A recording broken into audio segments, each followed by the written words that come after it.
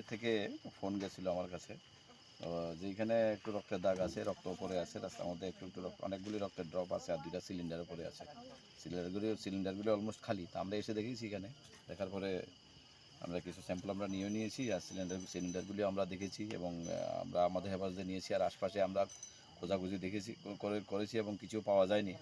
আবার আমাদের একটা ইনকোয়ারি এখান থেকে স্টার্ট হচ্ছে, দেখা যাক এটা আস্তে আস্তে যদি আরও কোনো কিছু ক্লু পাওয়া যায় তাহলে এটার সঙ্গে লিঙ্ক হবে আর কি।